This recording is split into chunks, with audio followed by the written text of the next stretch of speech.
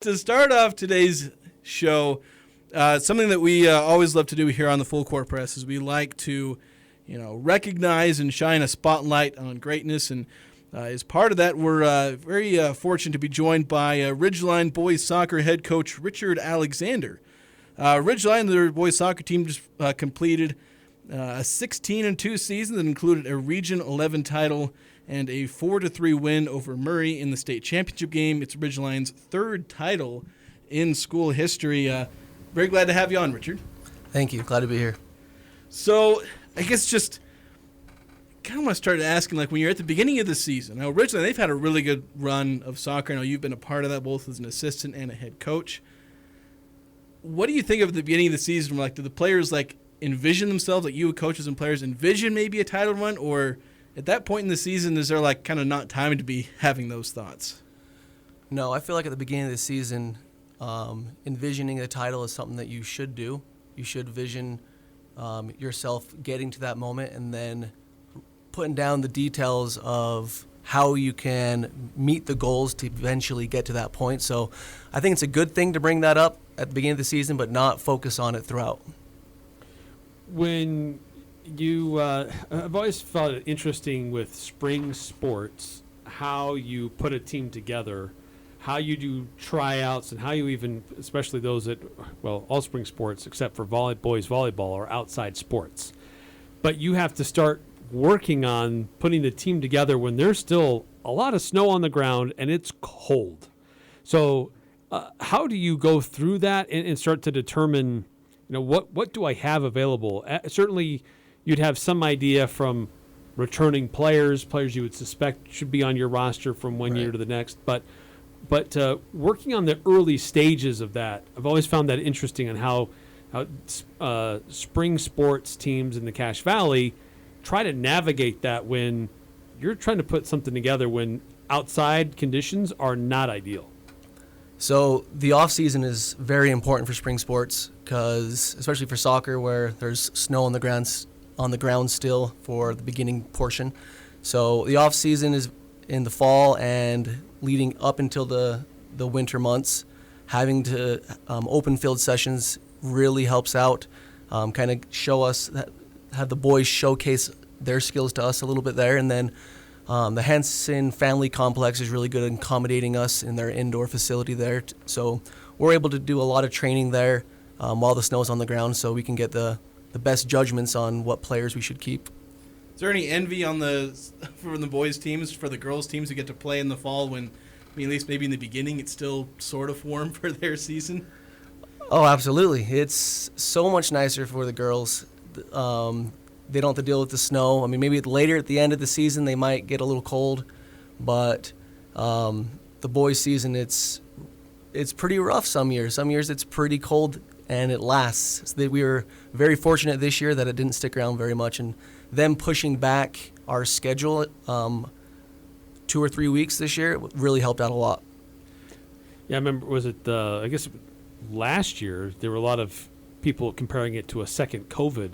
The snow was so deep and for so long it was impossible for a lot of spring sports to get going. But outside of that, getting your team going, Jason already outlined, an outstanding season for you. But at what point did you start to see that, hey, this team, we've got something? Do you see that early on, or is that something that kind of develops over time where you think, hey, we're the top dogs here. We may have a chance to bring home a trophy here. I know it's always a goal to win, but when you really see what you have, what was that moment, and did it really come for you and into coaching staff?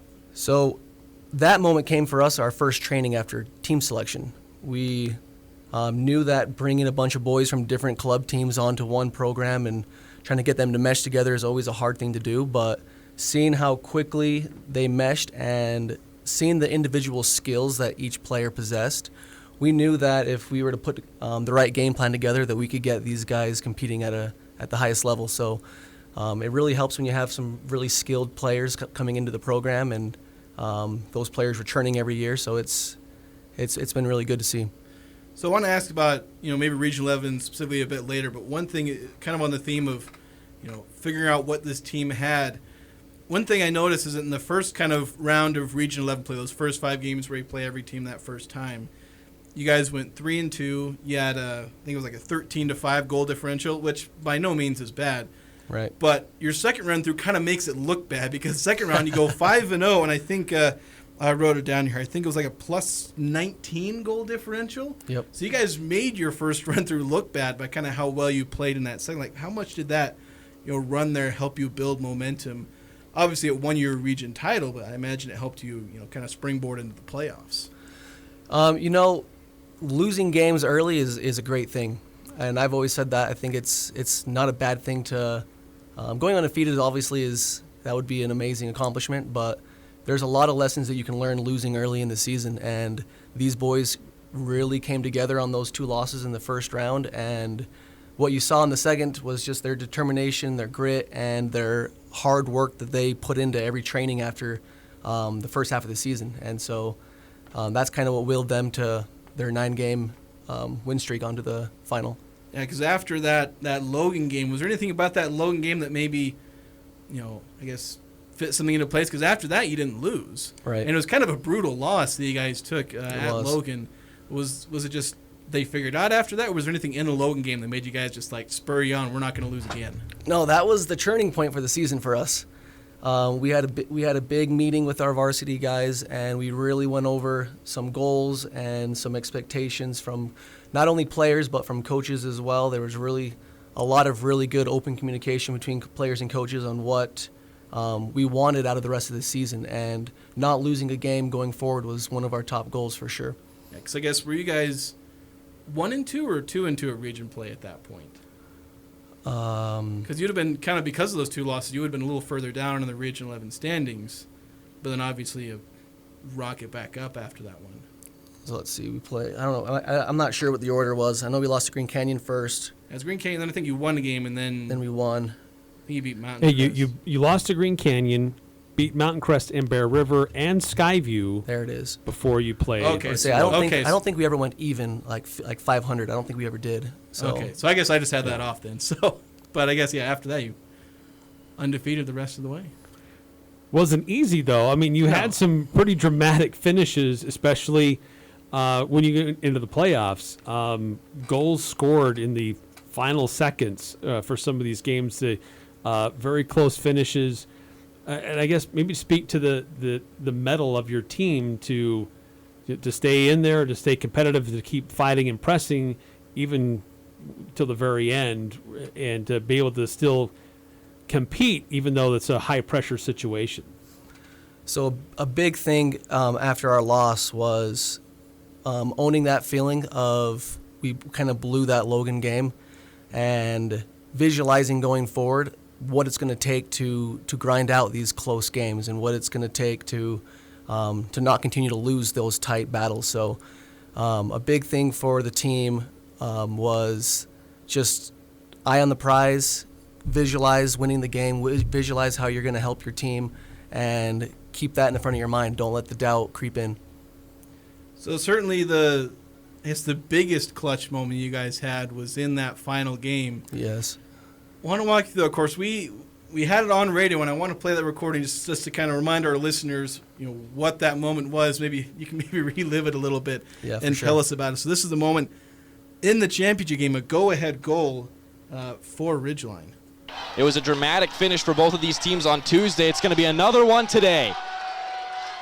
92 seconds to go, right back into play. This one a little outside. Hickman tried to get to it and get his back heel to it. Now Leon overhead. It falls, and he scores! Dean scores!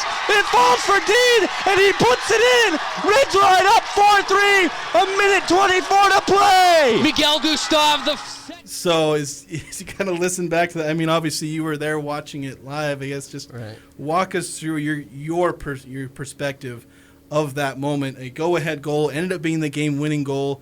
90 seconds to play. I think maybe just over a minute when the ball went in. Just walk us through that.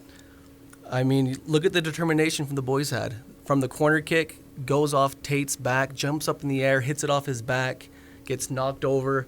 Ivan Leon chests it, hits a bicycle kick. Diego Vasquez swings at it coming across. The determination to put the ball in the net and to finish out that game was there. And then for the ball to hit Denaire where it did and drop how it did for him to finish it, every single one of our guys, they were determined to put that ball away. They were determined to win that game. And you could see it in that final play with that grit that all those players that touched the ball before the ball went in, you could see it in all of it. And it was the most incredible thing that you can experience on the sideline for sure as a coach. Super proud. That was probably one of the greatest moments for sure. So we've been referencing this infamous Logan game. We haven't told our audience what happened, but Ridgeline was up 3-1 late in the second half, Yeah.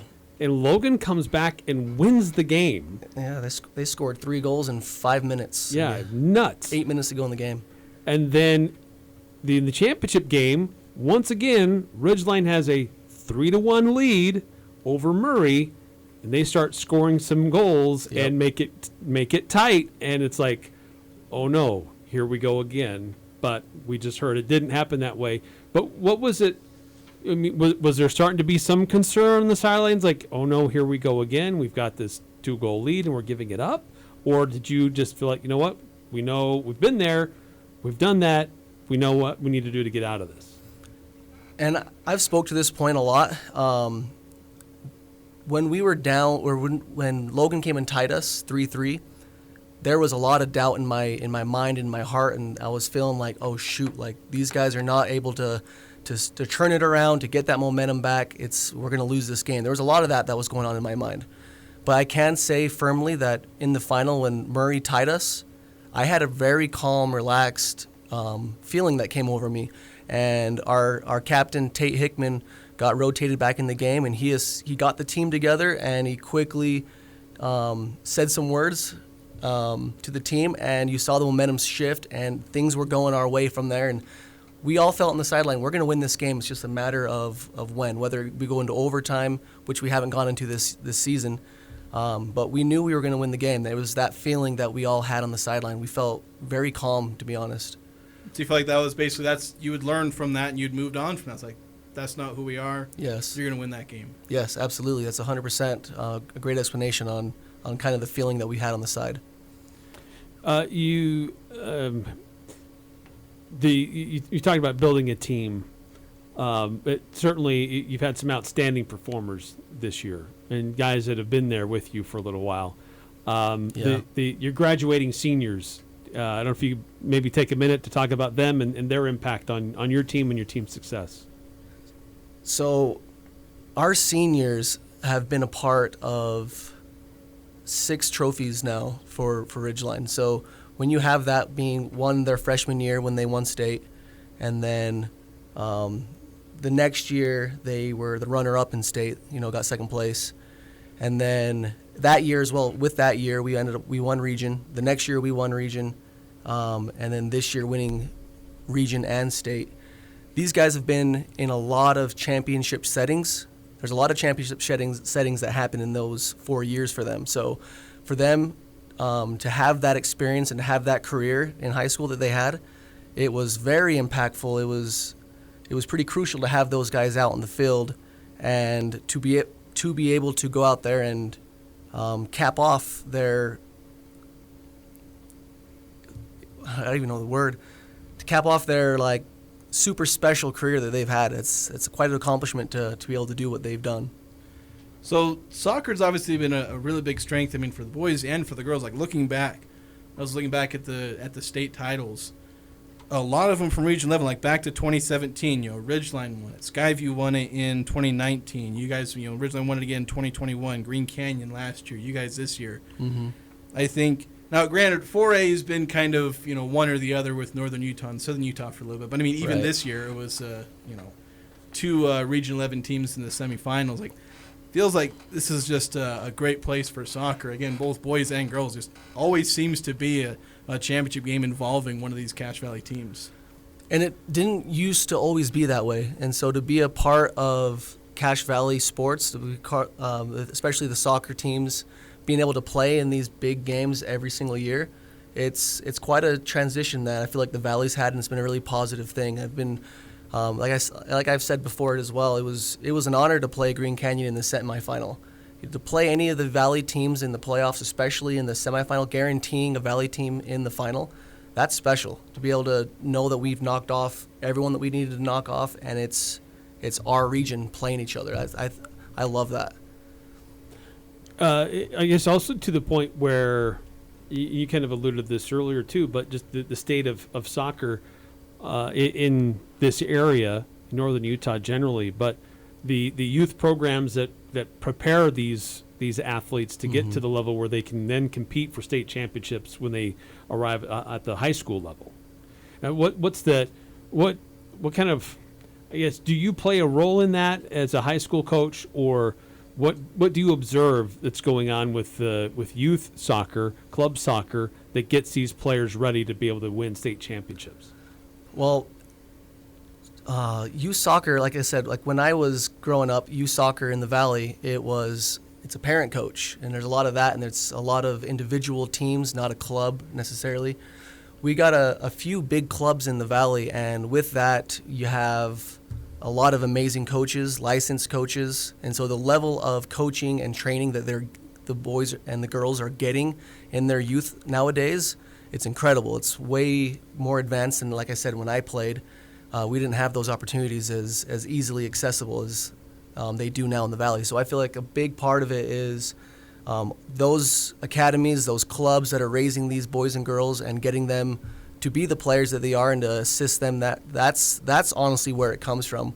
High school season, it's a lot of fun to be a part of their journey, but they've become the players they've become through their upbringing before high school for sure. So kind of a final question for me. We've talked a lot about the players and obviously what they've done and their experiences, but what was it like for you? I mean, you're no stranger to success with this Ridgeline program, both as an assistant and then as a head coach, but this is your first championship as a head coach. Mm-hmm. Was the experience different for you, with this being that first title as a coach there? Oh, absolutely. It was a big deal for the other ones as well, and it felt very special, but this one, being the head coach of the program, it was extra special. There was so much emotion going on when that final whistle went off. I almost passed out. My coaches had to hold me up on the side for a second because it was everything that was going on in my head and that I was feeling, and it's a very special thing. It's a relief as well to know that all the hard work paid off, all the hours that are unseen, it all paid off, and to also for myself just to feel that I'm good enough to be at that level, to be able to help these boys that, again, were raised by some great coaches, to be able to be at that level and to assist them to win a state championship for high school. I proved that to myself, and that's for myself. That was a really big deal for me. Last question for me. It just you've highlighted kind of your seniors and kind of their journey to get to where they ended up, but what about your coaching staff? It's not one person. It's a team. It's a whole group that makes this happen. But maybe speak to the coaching staff that you put together to help make this championship run possible. Yeah. So at the varsity level, I had Michael Gurney and I had Benjamin Johnson. Those two, I coached with Gurney at Mountain Crest actually for a long time. That was my 8 years at Mountain Crest with Gurney, and then Benjamin actually coached him his freshman year, and then when he graduated a few years after that, he joined the staff.